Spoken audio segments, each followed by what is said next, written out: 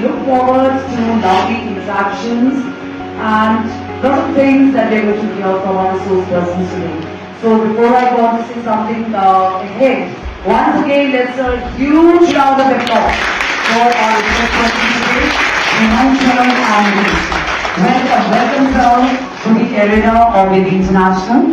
And as we know today, we are here to talk about stress management. And we have these two resource persons who are here with us and with all their experiences and their thoughts. I think they're really going to enlighten you. And at the end of the day today, I think everyone would have some takeaways to take with them. So that's only the reason why we have organized the capacity building program under the aegis of CBSE, and they are the resource persons under the aegis of CBSE. They have been nominated by them and they are here with us. So sir, there are a few things which I would definitely like to draw everyone's attention to, and some questions which we have, some queries we have, that we definitely want that today they will be taken care of. So to start with, what is stress? What is stress? When we talk about stress management, before that, this term comes to us, stress. Stress, I think, is something which is a big burden. The very word sounds very bombastic. But I think it will not be bombastic once we have understood its underlying meanings, once we have understood the situations which need to be taken care of, and eventually managing the stress would be the talk of the day. So related to stress, as we know, we have anxiety. The question is, what causes this stress and this anxiety? Moving ahead, we talk about things that what are the basic factors that are causing this. What are the situations, what we can do as a faculty, how we can mentor our students, especially when we talk about the teenage stress. So this would be my request to Himanshu sir and Nitin sir also today, that we focus more on the teenage stress. What is it? Because there was a time when we talk about the yesteryears, the aura of a teacher was such that the students, they had a fear. They respected the teachers. Today also I would not say they are not respecting teachers, but that aura has gone down, the respect has gone less, and the thing which has surmounted most is that the children are emotionally blackmailing their parents and even the teachers. Like before we came here, Himanshu sir was discussing in my office, very recently an incident occurred in their college, that the child called the parents, when I will come in suicide, are you going to come there? So means this suicide is a tool, I think, which the children today are using, and they think they can blackmail the teachers, they can blackmail the parents, and with it they can achieve anything. So how do we come out of it? This suicide factor. And for this we need to teach our children how important this life is. And no situation is hopeless. Why stress comes? Why the thought of suicide comes? Because the students, when we talk about stress, they land up in a situation where they know that there is no solution. And they lose all hope. When all hope is lost, everything just eases out of their mind. They will forget that with their life, the life of their parents is associated, their siblings, their families, the school, the teacher in general. It all just goes off. There's just one factor which remains with the child, that I have to get my things done. Now talking about that what could be the factors, the teenage stress we'll be talking about, the various factors. There are so many. Of course, it's very difficult if we want to discuss all of them having the whole day will pass. But yes, we have a big list, and I would just request our resource person to present just a few. And the most important, which I feel, according to me now, it is sometimes when there is, I would say, not a good relation with the parents, that can be reason for stress. In any family, a new sibling comes.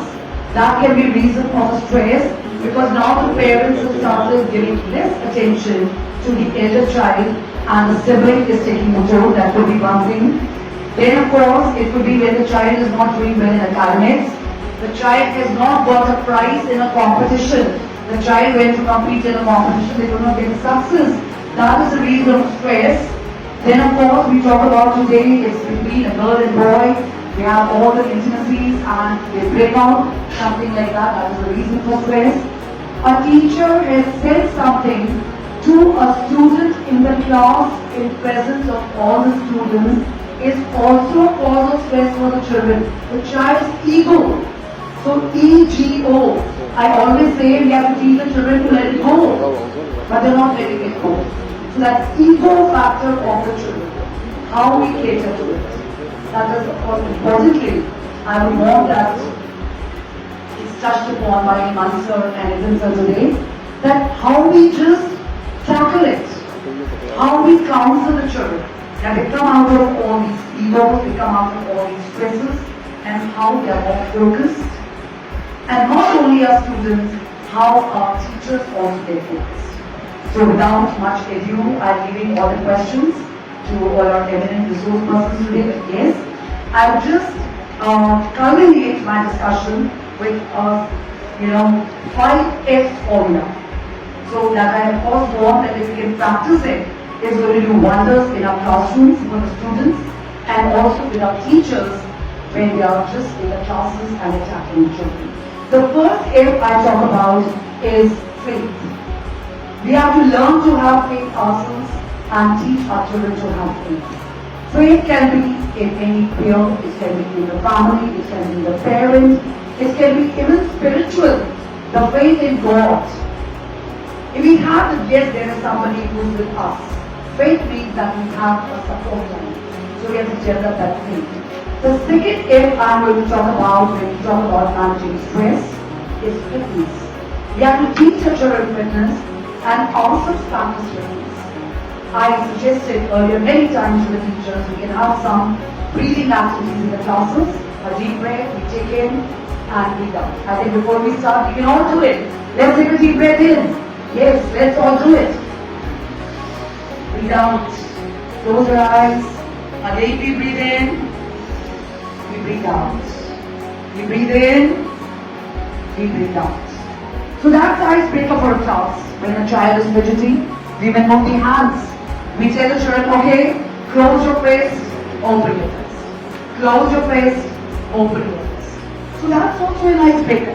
So that is very important. So we're talking about fitness, we're talking about nutrition, we're talking about living with.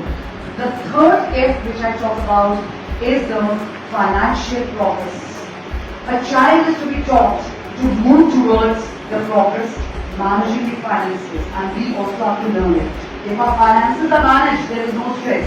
When income is less and finance is of course going to just go way higher.